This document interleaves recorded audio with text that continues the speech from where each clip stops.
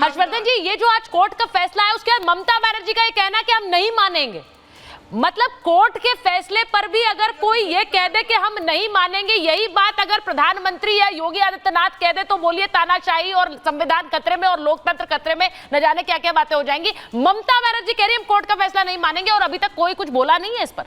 देखिए सुचरिता जी, मुझे लगता है कि राज्यों के मुख्यमंत्रियों ने इस 10 साल में जिस जिस तरह के बयान दिए हैं विपक्षी राज्यों के मुख्यमंत्रियों ने, वो संघीय ढांचे पर चोट है, संविधान को आप एक तरह से खतरा पहुंचा रहे हैं। हाँ। आप जिस तरह की बात कर रहे हैं, कोई भी मुख्यमंत्री हो सकता है, ये लोकतंत्र है, कोई जीतेगा हारेगा। हाँ। लेकिन अगर कोई उच्च न्यायालय की बात नहीं माने, कोई केंद्रीय एजेंसियों को अपने राज्य में घुसने से मना कर दे, कोई केंद्रीय एजेंसी के अधिकारी जाएं उन पर वहां लोग पथराव कर दें, कोई केंद्रीय एजेंसी के अधिकारियों को पकड़कर बंधक बना ले, इससे ज्यादा संविधान और लोकतंत्र पर खतरा नहीं हो सकता। दुर्भाग्य से विपक्षी राज्य जहां जहां मुख्यमंत्री हैं उन्होंने ये करके दिखाया है। देश को ये दिखता है कि संविधान को कौन खतरा पहुंचा रहा है, लोकतंत्र के लिए खतरा कौन है। आप मुझे बताइए, वरुण पुरोहित जी आपके पास आ रही हूँ, जरा बताइए ममता बनर्जी देखिए किस तरह से बोल रही हैं, उन्हें किसी का डर नहीं है। वो कह रही हाई कोर्ट का फैसला आए हम नहीं मानने वाले हैं। अब आप वहां पश्चिम बंगाल में जो आप गणित है कांग्रेस और टीएमसी का, वो तो कोई भी समझ नहीं पा रहा है। लेकिन ये हाँ, कह दिया ना कि हम गठबंधन में ही आ जाएं। हम गठबंधन में आगे, कभी बाहर से समर्थन देंगे, कभी गठबंधन में आ जाती हैं। ये कंफ्यूजन मुझे लगता है 4 जून तक बना रहेगा। 4 जून के बाद असली तस्वीर सामने आएगी, वो क्या होगी तब जरूरत नहीं होगी। वरुण जी बताइए जरा, ये जो जिस तरह से वो कह रही है इस पर कोई कुछ नहीं बोलता है, तब आपको नहीं लगता है कि ये एक चुने हुए मुख्यमंत्री की ये बात कहना कि हम हाईकोर्ट का फैसला नहीं मानने वाले, इसमें कुछ गलत नहीं?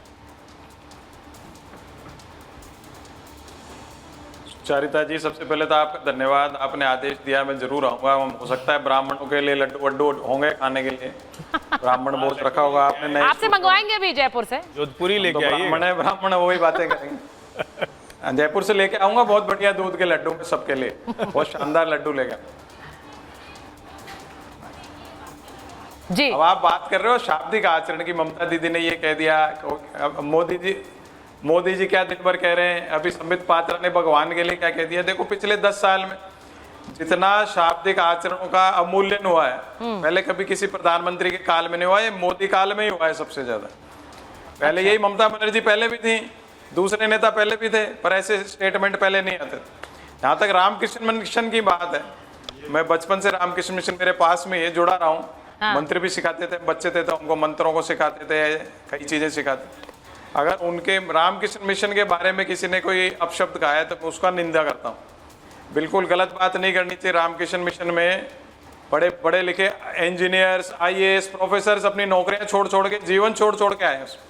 तो बहुत ही बढ़िया संस्था है, उसमें मैं नहीं समझता कोई राजनीतिकरण है उस संस्था में किसी भी प्रकार से। तो इसलिए वो अगर किसी ने भी दिया है तो गलत है। अभी संबित पात्रा ने भी दिया, वो भी गलत है। सब इस प्रकार का शाब्दिक आचरण गलत। पर वो तो माफी भी मांग चुके हैं उसके लिए। जैसे हर्षवर्धन जी कह रहे थे आदरणीय, देखिए वो उस पर माफी मांग चुके हैं। नहीं तो वो बोल तो दिया ही ना, अपनी मानसिकता तो दर्शाई दी। कोई आदमी अपने मुंह से कैसे कह सकता है भगवान के लिए कि भगवान उनके भक्त हैं। मैंने आपको कई बार कहा कि मोदी जी का नारा लगाया, हर हर महादेव जी जगह मोदी जी का नाम लिया तो पाप कर्म करते हैं। तो इस समय कलयुग है, पाप कर्म कर रहे हैं सत्ता के लिए, इसमें अब क्या करें। नहीं तो आपके नेता भी तो कह रहे हैं कि फिर से संन्यास लेने की नौबत आ जाएगी। डीके शिव कुमार कह रहे हैं फिर से सन्यासी बन जाएंगे योगी आदित्यनाथ, एक बार 24 का चुनाव होने दीजिए। मैंने अब इसके पीछे कोई गणित है या फिर योगी को अटैक करना है सिर्फ इसलिए बोल रहे हैं? यूनिवर्सल बात करें,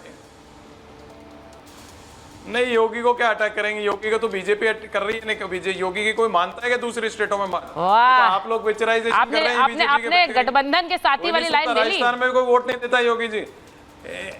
सही मायने में आप गठबंधन के साथी हो गए। केजरीवाल जी की लाइन पकड़ी आपने। नहीं सुचारिता जी, सत्यता की बात करता हूँ। मोदी जी को वोट पड़ रहा है, मोदी जी के ही काम है, पूरा मोदी सेंट्रिक चुनाव। और दूसरी बात है, इस समय जो चुनाव है या तो मोदी के ऊपर, मोदी जी के ऊपर है, या गांधी परिवार को, कांग्रेस को कोसने के ऊपर। बाकी कोई आपने देखा बीजेपी अपने मैनिफेस्टो की बात नहीं करती। क्या लाए मैनिफेस्टो में बात नहीं करते। जिस सरकार को 10 साल बाद भी 400 पार की बात करनी पड़े, रोटी रोजगार की नहीं करें, और गांधी परिवार और कांग्रेस को कोसना पड़े, कितनी फेलियर सरकार है। हाँ, राजनीतिक चातुर्य विपक्ष में नहीं है, नहीं राजनीतिक चातुर्य विपक्ष में नहीं है, मुझे लगता है कोई भी सरकार अगर दो टर्म के बाद वो 400 पार की बात, आप कह रहे 400 पार की बात करनी पड़े, 2 टर्म के बाद एंटी इनकम्बेंसी के चलते सरकारें बस आना चाहती है किसी तरह से हम बेड़ा पार कर ले, या वो 400 पार की बात कर रहे हैं तो आपको उसमें आपको लग रहा है कि वो गलत कर रहे हैं? कैसे कर पा रहे हैं 400 पार? मैं कह रहा हूँ 500 पार करो। मैं तो पहले भी कहा लक्षद्वीप तक 1000 पार करो, नए पार्लियामेंट में, पूरे नए पार्लियामेंट में और कुर्सियां लगा दो, मना थोड़ी कर रहे हैं। लेकिन ये दूसरों को तो मोंगेरी लाल कहते हैं और खुद कैसी बातें कर रहे हैं फिर। बताइए के शर्मा जी, आप लोग मैनिफेस्टो की बात क्यों नहीं करते हैं? वो कह रहे हैं कि आपको कांग्रेस का मैनिफेस्टो नजर आता है, आपको लड़कों की फ्लॉप फिल्म नजर आती है, लेकिन अपने मैनिफेस्टो की बात आप बीच में भूल गए। नहीं, हम तो अपनी मैनिफेस्टो की तो बात कर रहे हैं। हमने विकसित भारत की बात करते हैं, हम आत्मनिर्भर भारत की बात करते हैं, हम तो सर्वांगीण विकास की बात करते हैं। मैनिफेस्टो क्या, हम तो जो सुचेता जी 5 साल काम करते हैं उसी काम के आधार पे तो जनता के बीच है। लाभार्थियों का सम्मेलन कौन करता है? ये भारतीय जनता पार्टी करती है। ये करते हैं क्या लाभार्थियों का? इनको तो भ्रष्टाचारियों का सम्मेलन करना पड़ता है। हम तो लाभार्थियों का सम्मेलन करते हैं और हम तो उंगलियों पे आपको बताते हैं कि इस लोकसभा में इतने लाभार्थी हैं, इतने लोगों को कच्चे मकान मिले हैं, इतने कच्चे मकान मिले हैं, इतने लोगों को शौचालय मिला, इतने लोगों को। आपको जानकारी नहीं होगी सना, आप थोड़ा उतना ही सुनते हैं जितनी जरूरत की है आपकी। आपने 45 मिनट के प्रधानमंत्री जी के भाषण होते हैं, उस 45 मिनट के पूरे भाषण को सुनिए ना, आपको समझ में आ जाएगा। जनता सुनती है, ताली बजाती है, नारे लगाती है मोदी मोदी के। और दूसरी तरफ एक वो भी जो जनता है जो पिछले 3-4 दिनों से अखिलेश यादव जा रहे हैं सभा करने, लोग मंच तोड़ दे रहे हैं, चुपके से चोरी से भागना पड़ रहा है। आपने फूलपुर की घटना देखी, राहुल गांधी और इनको किस तरह भागना पड़ा। आपने संत कबीर नगर की घटना देखी, किस तरह धक्के मार के जो है इनको भगा दिया। के शर्मा जी, मंच तो इसलिए भी टूट सकता है कि लोग एक्साइटेड हैं अखिलेश यादव को देखने के लिए, ये भी तो हो सकता है। आप इसे दूसरी तरह से क्यों देख रहे हैं? ये भी तो हो सकता है कि उन्हें देखने के लिए भीड़ इतनी उत्साहित हो गई। मैं उस सर सुचेता जी, मैं इसी पे आ रहा हूँ। आ रही है ना, भीड़ तो आ रही है। सुन लीजिए, वो माइक में क्या चिल्ला रहे हैं, अखिलेश यादव माइक में क्या चिल्ला रहे हैं। आपने चलाया भी हो ना हो तो मैं भेज देता हूँ। वो जब पूरा माइक वाइक तोड़ने लगे तो उन्होंने कहा कि एक तो हमें सुरक्षा कम मिली हुई है, दूसरा आप लोग इस तरह का जो बर्ताव करते हैं, इस तरह के बर्ताव से हमारी बदनामी होती है क्योंकि आप लोग हमें सभा नहीं होने दे रहे हैं, तो इससे हमारी बदनामी हो रही है। तो यहाँ जो कार्यकर्ता है, अनुशासित, जिनको जिम्मा है, वो लोग कृपया इसको संभालें। ये तो पूरा बयान है उनका। ये सुनना अखिलेश यादव के ये हूटिंग होती है, इससे ज्यादा संख्या आती है प्रधानमंत्री। देखिए, इस पर भाटी जी रिएक्ट करना चाह रहे हैं। भाटी जी, उन्होंने आज बोला प्रधानमंत्री ने कि अभी ये भगदड़ हो रही है। आप लोगों ने ये राज देखा भी है, जब ये अगर सत्ता में आ गए तो न जाने कैसी गुंडागर्दी मचाएंगे। भाटी जी, फूलपुर और इलाहाबाद की रैलियों में जो उम्मीद से 4 गुने ज़्यादा लोग पहुंचे और उत्तर प्रदेश सरकार ने जानबूझ के सुरक्षा वहां ढीली कर दी। वहाँ कोई भगदड़ इस तरह की नहीं थी कि नेगेटिव भगदड़ थी।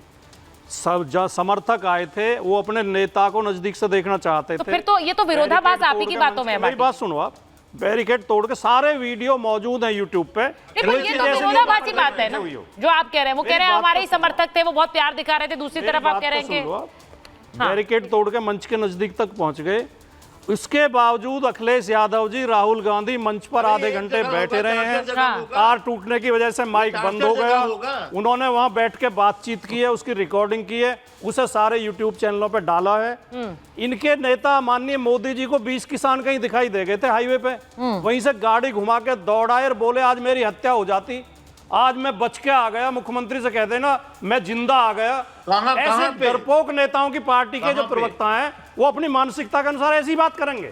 हमारे नेता डर के नहीं भागे, न वहां से बरेली बीच में छोड़ गए, पूरी तरह लोगों से मिले हैं, लोगों को अभिवादन स्वीकार किया है, लोगों का सहयोग के लिए धन्यवाद किया है।